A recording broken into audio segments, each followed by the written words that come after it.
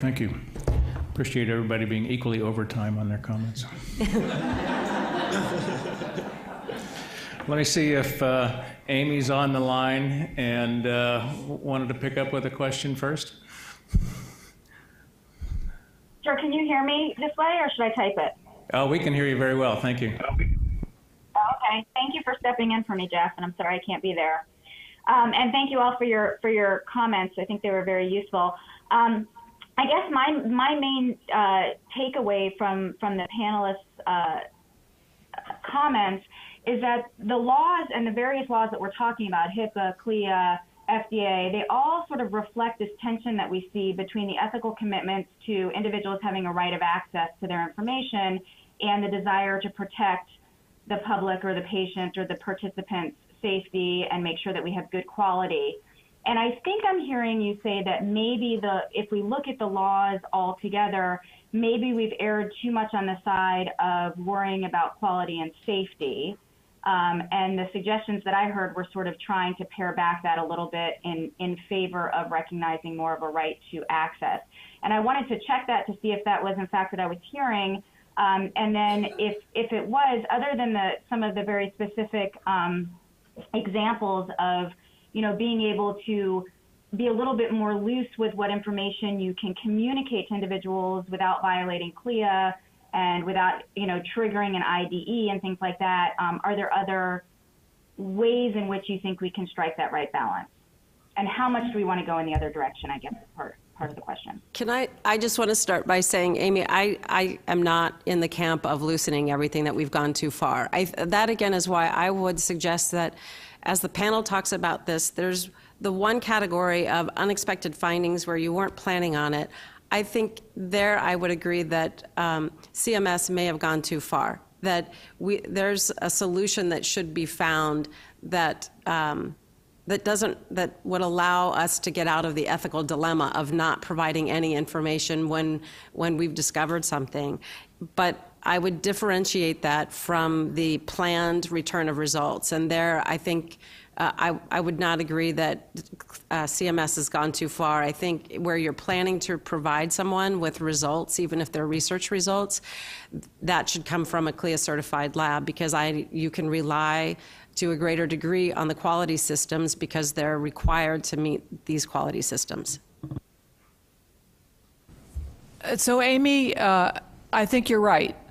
I think not only has CMS engendered tremendous confusion, which is itself a problem, but they have struck the wrong balance.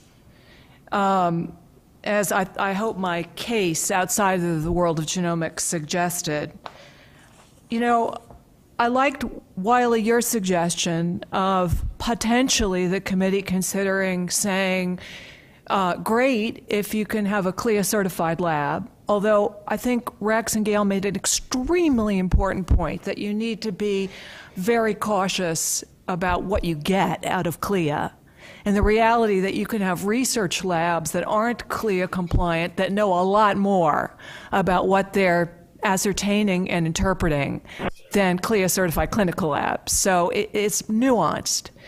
But saying that, but then allowing latitude. I think you've got to allow that latitude. And so on the question of if you allow that latitude, are you in free fall? No, you're not. Because you have IRBs, you have in many institutions or research projects, return of results committees or informed cohort oversight boards, ICOBs, Zach Ohani and others at Harvard. You have, as Gail absolutely correctly pointed out, a break, a prohibition on physicians using this information for diagnosis or treatment without confirming it in a CLIA-certified lab. That's super important right there. And you also, come on, half the people in this room have been involved in publishing recommendations on what would constitute responsible return of results and incidental findings. And that's been an evolving process, but there's a lot of agreement among those recommendations. So there's a lot of help there that means you're not at all in free fall. We ought to also be doing, and I'm assuming the committee's considering this, some kind of data collection so we can monitor this, so we can see how we're doing, so we can spot problems over time and identify best practices as they emerge, et cetera. So I think, Amy, you're right in your reading of at least my comments. And Amy, this is David. I would agree that I think that CMS's position has been obstructionist and has created a lot of confusion here. I think, though, that when we're considering the proactive return of results, as Sally had said, there needs to be a process for instances in which there may not be a CLIA certified lab that is able to do the test. And in that case, I think we need to think about what mechanisms there might be, like Professor Wolf talked about, whether the IRB or a return of results committee that may be able to review if these results are indeed meaningful. So it's not just the opinion of one person, one investigator who really believes in the test, but there's more review happening if it's the case that we can't actually have a CLIA certified test performed. And I would just add, again, in the where you're planning to return results up front, I just don't see that there is a problem, because there are a number of research labs who are CLIA certified. And I would hope that there would be some thought given, at least, to ask, how would that assay be validated? How would I don't dispute that there are, in the research setting, there are people who know a great deal more about genomics than in a number of CLIA established settings. But those same very smart people about genomics aren't as smart about, making sure that the right process is in place to detect when there's a bad batch of reagents that have come in, and making sure that, like, temperature settings and the boring things that don't take great minds but take great discipline, that's not always in place in a non-CLIA certified lab. And I think that's again why that's my fallback. All right, just for clarity, I think our group has decided that a research laboratory means a laboratory that's supporting research. The terminology itself doesn't imply CLIA certification or non-certification. So part of the report will be to try to work through the vocabulary at the beginning so that we're clear about that aspect. Paul? Yeah, so maybe one of you, and I think David it was the one who addressed this most directly, can help me understand something about the CLIA-HIPAA conflict. If HIPAA only applies to information that's included in a designated record set, and the definition of designated record set seems to link it to use in healthcare, why is it not the case that research information that's not included in the medical record is exempt from that HIPAA access requirement? And that's a great question, and that's a question I get from clients all the time. And the reason is because the designated record set under HIPAA is a completely different concept than the legal medical record, which is a state law concept. So OCR, the Office for Civil Rights, which enforces HIPAA, has issued voluminous guidance on the designated record set, although they've never actually addressed whether research tests, how they fit in. But basically, the definition of the designated record set is the medical record, the billing record, and any other records that are used by the covered entity to make decisions about individuals. And so if the results, the research results, are available in the covered entity for a clinician to look at, and they might make a decision, even if they're not in the medical record, the legal medical record, that state law concept, if they're available for decisions to be made about the individual, either for treatment, for billing purposes, then they would be part of the designated record set. And where the challenge institutions have is that how they define that designated record set, oftentimes it's not clear that research laboratory results are somehow segregated from all treatment decisions, that a clinician could never access those. And so that availability to be accessed and used to make decisions would render them part of the designated record set. So if I could just follow up from your response, it sounds as though it's not automatically the case then that all research results would be considered to be part of that designated record set. That is, if you had a non-clinician running a laboratory generating genomic or metabolomic or other data without the intention to use it in patient care, that in a circumstance like that, that might be on the other side of the line. And that's a great question, and Professor Wolf may have other thoughts on this. And I think OCR has never actually, in its guidance, made that completely clear. They've talked about how when there's a laboratory, the clinical laboratory is a HIPAA-covered entity, the laboratory test result, the data underlying that, the requisition form, those are all part of the designated record set.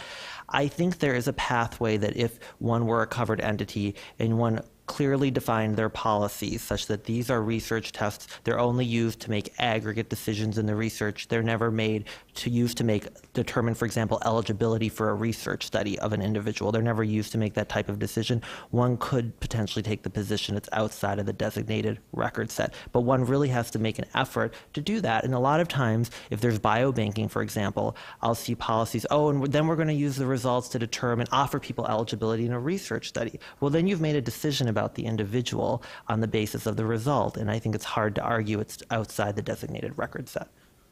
If I could just add, I think that's right. So this idea of used to make decisions about is very broad. That said, I understood SACCARP's recommendations to include we need direct clarification of this so that everybody gets on the same page. So,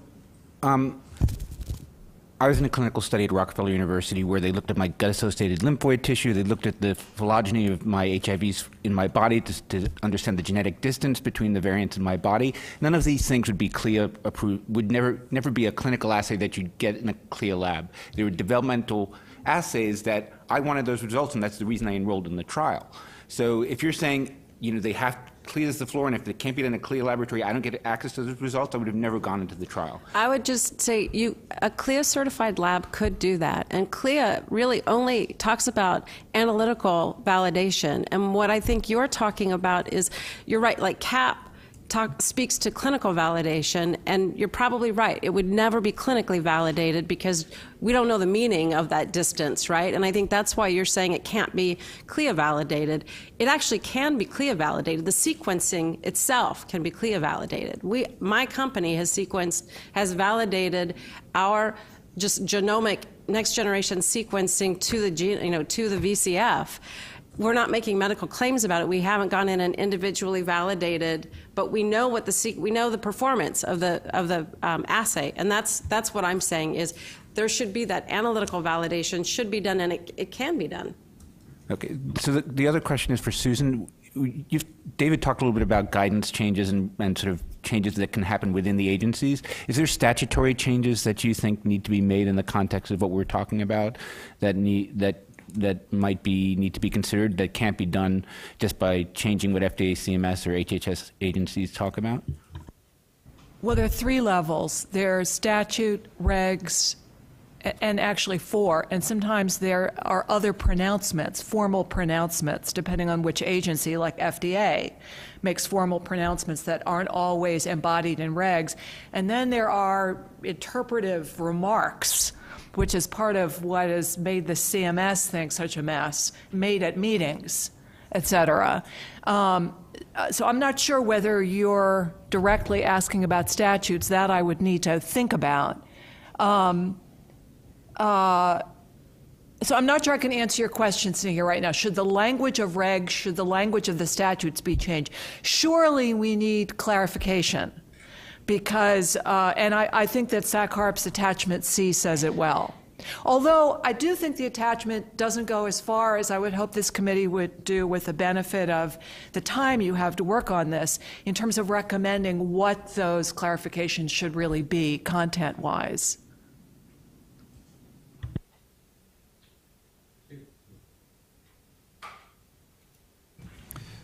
Question primarily for Sally and David.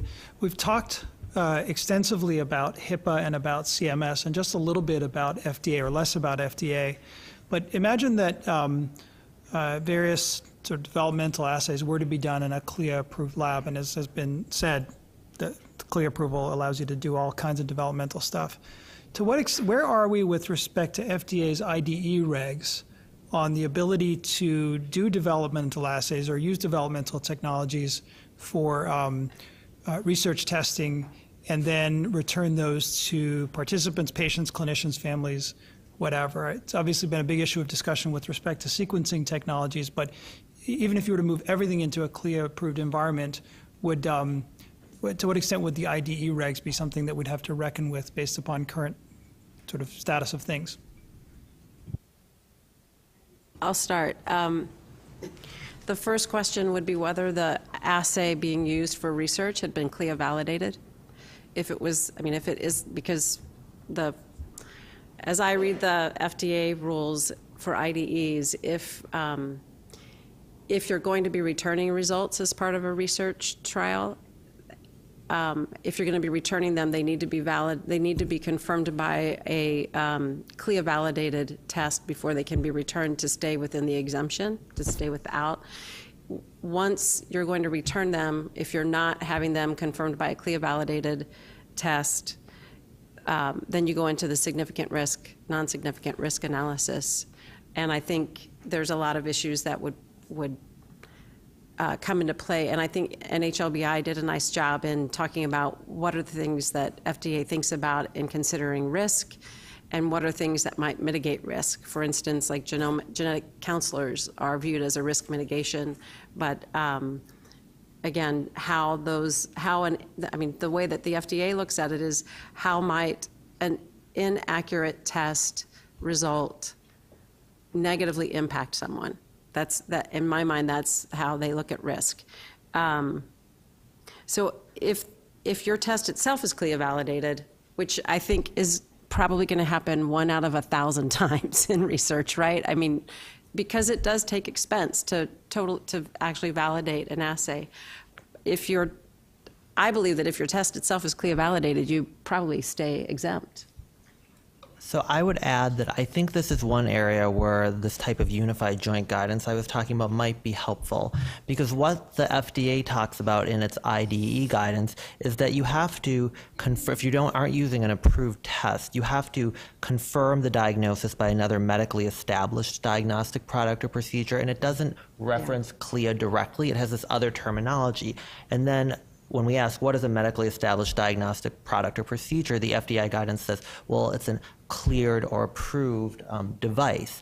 And so that leads the question, and I think this is tied into the LDT discussion, which I know is a little bit separate than what we're doing here, but the question becomes, well, if it's an LDT, it's not cleared or approved technically, is that something that one could do without an IDE?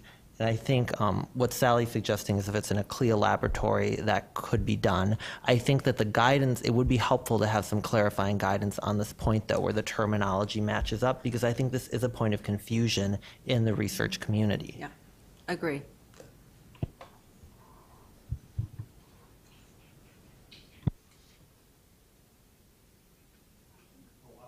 It's too thin. So I wanted to follow up on Greg's question and just make sure that I'm clarifying kind of the advice, and this is particularly to Susan, but to all of you.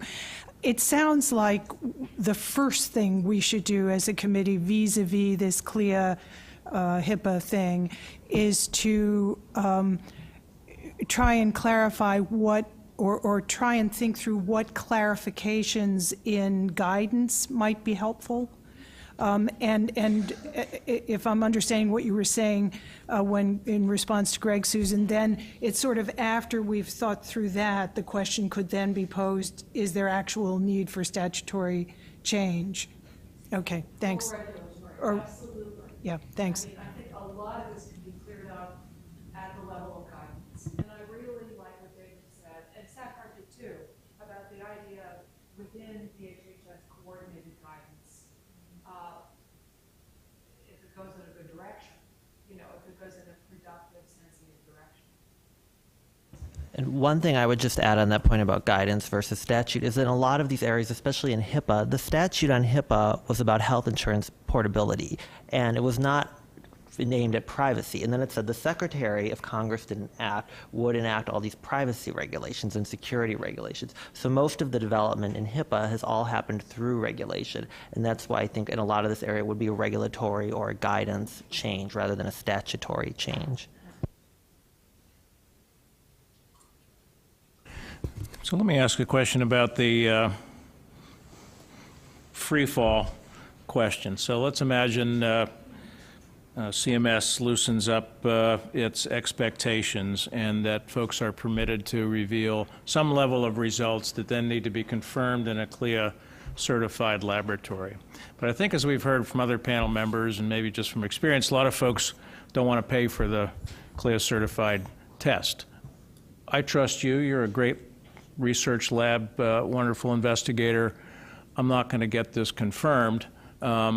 But I then would like, what's the clinician to do in that circumstance? Doesn't that raise an ethical conundrum for the clinician who then may be left with saying, I do know some information that may not be fully validated, but there's no way to validate it in a CLIA certified lab? In other words, does it open the door to, again, not a free fall, but just a loosening of quality standards through the leverage that that situation would create? Well, as most people in this room know, the payment issues are from here to the next county, if that's what we're talking about. I mean, I think clinicians are bound by, as Gail was describing, before they embark on diagnosis, clinical diagnosis or treatment, they're going to need, a CLIA certified test, if obtainable. Maybe what you're raising, Jeff, is the question of whether there are ever circumstances that would constitute a well-grounded exception to that.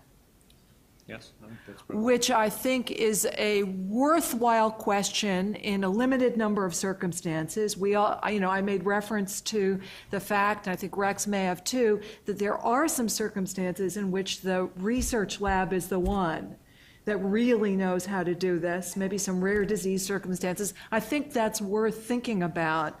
But, I think to hold this hostage to the payer decision of whether to fund the CLIA certified test is, that way lies great mischief.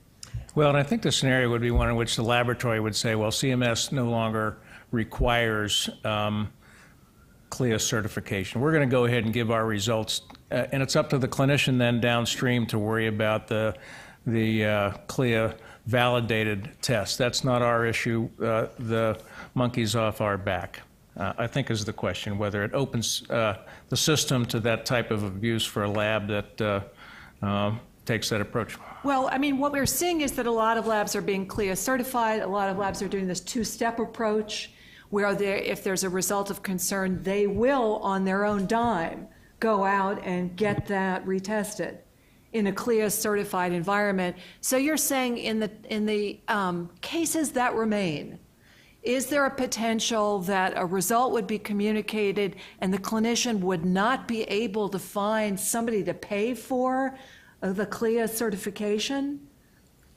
Yeah, or the participant just says, I'm not interested in pursuing that for whatever reason. I just trust the laboratory result, and I'd like you to plan my health care accordingly. Well, I would suggest that you engage with the payers on this question, but I would be, if what you're suggesting is that you'd be very wary of opening the door to clinicians proceeding with diagnosis and treatment without CLIA certified testing or the equivalent, I would share your reluctance. If there's a payer problem, we should solve the payer problem and not just open the door to that.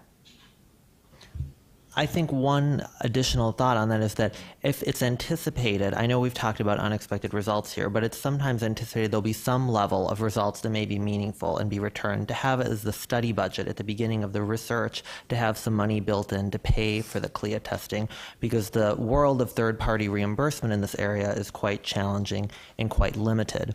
And then I also think it goes back to a point that Sally had raised and Susan earlier about, are we actually returning the result to the subject? Because oftentimes these laboratory results aren't directly provided to the subject. They go through that investigator or clinician.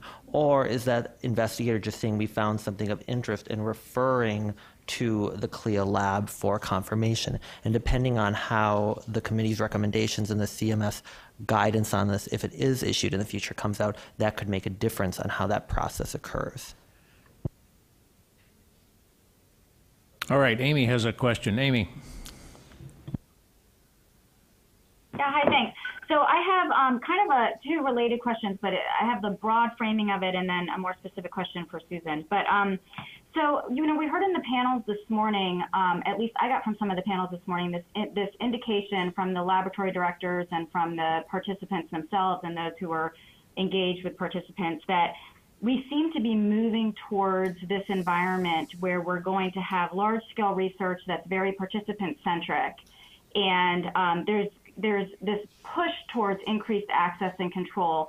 And from what I heard this morning, that largely sounds like a technological barrier to that. And, we heard Wendy, for example, say, we're going to get there when, the technology catches up where people can actually have better access, easier access, those sorts of things.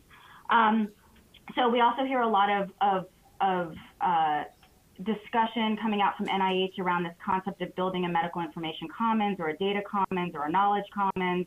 And that indicates sort of this large sharing of both health and research data that's easily accessible to individuals who are the source of the data and that they can have more control over it.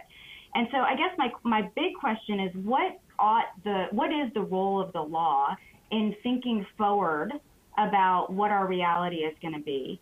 And what implications does that have for how we think about the guidance that we should be suggesting comes out of this? And one way to look at it is that the law should be sort of putting a little bit of a stop gate and some protective measures on progress and technology and science and really sort of reining in what we're doing. And another way to think about it is that we should be, the law should be not reacting to that, but being proactively set up in a way that we can protect people within the context of that system. And then specifically for Susan, you talked about sort of this problem of, as we move in that direction, I assume is what you were saying, really the boundaries between research and clinical care are just becoming so blurred that having distinct regulatory frameworks for them is no longer of service to people who are interacting in that translational space. And I wondered if you had specific recommendations for what we ought to be thinking about as we grapple with that increasingly deteriorating boundary between research and clinical care from a regulatory perspective. Well, it's too bad. Amy, it's too bad Barbara's not here because I think she was going to directly address what we need to do in the context of the medical information commons. So I hope, I'm echoing someone else who said this earlier, that you all will still engage with Barbara when she's available on that question. I think going forward, the relationship of research and clinical, in my view, it's a little hyperbolic to say the barrier is just disintegrating. As you know, Amy, the law is different in the main, depending on whether you're in the domain of research versus clinical. But I think some of the specific law that we've been talking about in this panel is archaic. It assumes the old dichotomy and a wall.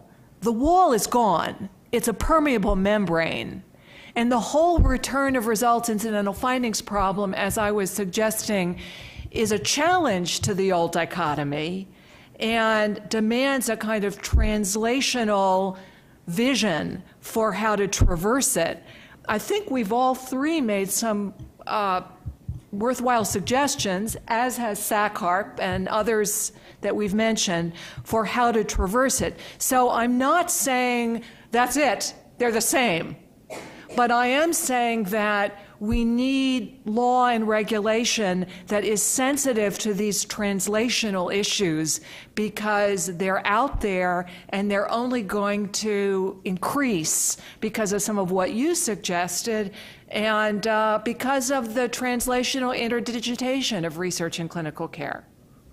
I just wanted to add, I think some areas what the FDA was called upon as part of the Precision Medicine Initiative was coming up with a new approach for the regulation of genomics. And you saw them issue a white paper that was very much more analytical standards versus individual submission-based approach. And I think to promote this notion of the commons, where the focus has to be on what is the quality of data in that commons, because that's what will, I think, advance both research and the ability to clinically use this. And I think the more that the FDA is focusing on that standards versus individual submissions, the more that research facilities can also understand what would be a best practice for ensuring the quality of data from their tests, or as they've recently announced in the Digital Health Action Plan, what are the types of quality indicators in the digital health space? So what should really not traditional medical device makers, but other research-oriented type companies be thinking about as they develop software, test software, modify software, because it's that type of quality setting I think that will get us to a commons place that's truly productive faster. And I think one additional comment I'd make is just to remember when we have revisions and guidance on clinical care or clinical regulations that there is still this dichotomy in the law between clinical care and research, and to make sure that we're addressing research where research issues will be affected. A lot of what we've talked about today came out of a 2014 rulemaking of CMS and OCR, where they had a lengthy preamble describing the changes to CLIA and HIPAA, but they did not address directly how those applied in the research framework. We've had OCR issue lengthy guidances about access to records of patients, but not directly address how those apply to research-generated results. And I think when we have these clinical guidances issued and we're not addressing directly the research side of things, we'll continue to have confusion in a community that does both. Can I just add one thing, Jeff? I think it's really important to take a longitudinal swipe at this problem. I mean, right now, some of the contrast between the research domain and the clinical domain that we're struggling with is in the clinical domain, we have these established HIPAA rights of access. We have some quality control, thanks to CLIA and other provisions. And it seems to contrast with the research domain. But just let me make two notes about that. I'm old enough to remember before HIPAA. You know, when only because my clinician was so chronically always late was I able to reach outside the door and grab my medical record to read it until he showed up in the room. And at the time when we were debating whether to create HIPAA access rights, we were worried about some of the same issues that I heard articulated earlier this morning. Patients won't understand what's in it. They'll misinterpret it. They'll overinterpret it. They'll run and go do something with it on the basis of God knows what misunderstanding of it. They'll be anxious and really scared, and it will contain errors. All of those are real things to this day. But we've figured out, we've made advances in terms of educating patients, educating clinicians, developing clinical decision supports, some informatics stuff, how we do the EMR, et cetera, et cetera. Now we're turning our attention over to the research record. And I think some of those same concerns, it's not the same, but some of those same concerns are going to get addressed. Wendy talked about doing it to scale. We've heard from Rex a little bit about Emerge and some innovation in that context. We've got a ways to go. But I think looking forward, and Wendy said this already, to what should the future look like is really important.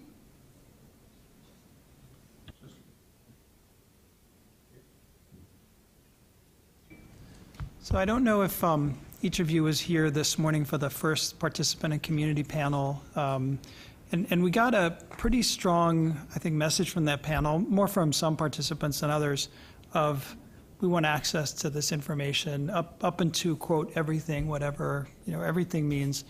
Perhaps most strikingly from Fran Visco, who said, I should have access to it, or anybody who's participating in research should have access to the information. They should be able to opt out, of course, but the presumption should be that they're in. It should be an opt-out deal, and they should have as much as they want access to. And I think Fran is not in the room, but if each of you were to have, sort of, from your lawyer's perspective, to respond to Fran and that statement of, we want access to everything unless we opt out, I'm curious what you'd say. The other thing she said was, and it should be accurate. I should be able to expect that every research lab is meeting the standard that a CLIA certified lab should meet. So, I think let's put the whole thing out there, because she said both.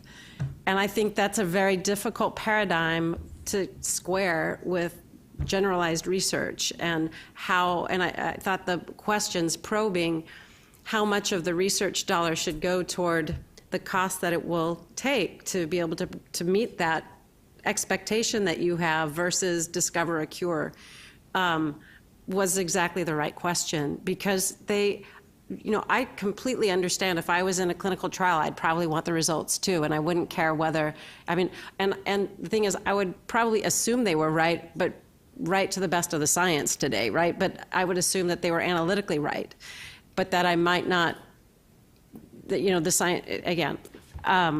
So how I completely understand, and I think it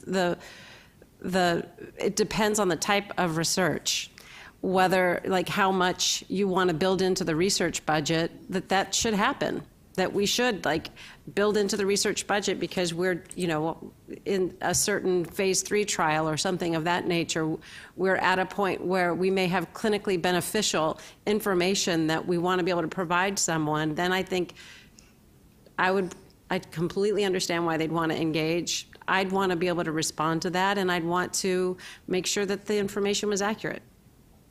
So I think participants rather, should and actually do have a right of access to their data. That is different, as has already been pointed out by other panels, than a right of access to clinical interpretation, or even just interpretation of all of that data. It's also different from the scope of the obligation of researchers to initiate return of information. But do they have a right of access to their data? I think they do already, if you properly interpret HIPAA and its regulations. People will want that for different reasons. We haven't really heard the citizen science side. We haven't heard from Genetic Alliance and like groups. I didn't hear that frontally, at least this morning. So some of that desire for data will be for use in further research, for use in family and patient-driven and patient advocacy group-driven research. And that's expressly contemplated, which I think is very forward-looking, by the All of Us documents. I think that is the direction we should be heading and are.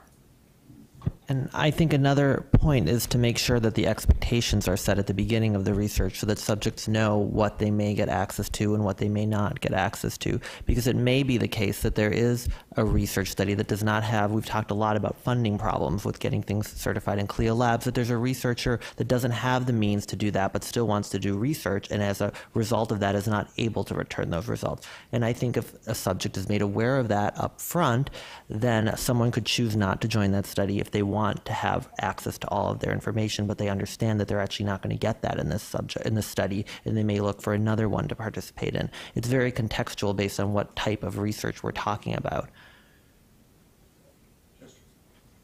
Related to that point, I'm a little bit unclear on the kind of responsibility and legal aspects of the return of whichever term you want to use, secondary findings, et cetera. Let's say the project involved that's generating a whole exome data set, but the group is looking for very specific things within that data set.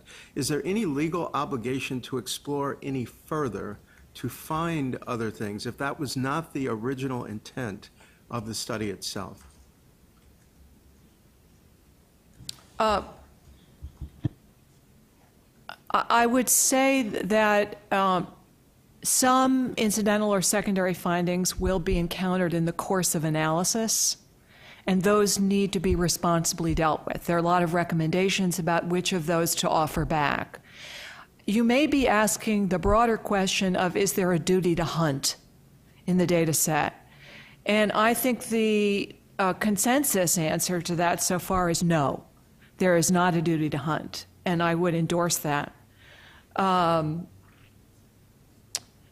Obviously, in the context of clinical sequencing, there's been a very active conversation spurred by the ACMG recommendations on secondary findings. That's in the clinical context. It's certainly true that some research projects are using that, it was 56, now 59, or using that as a floor and doing a lot more than that. But I thought the paper that Gail Jarvik led, which is out there on the table, about the differences between duties in the research context versus clinical context, I think that analysis still holds.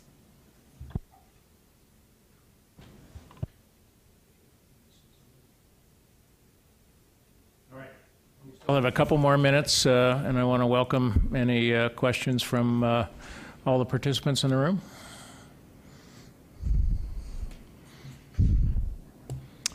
All right.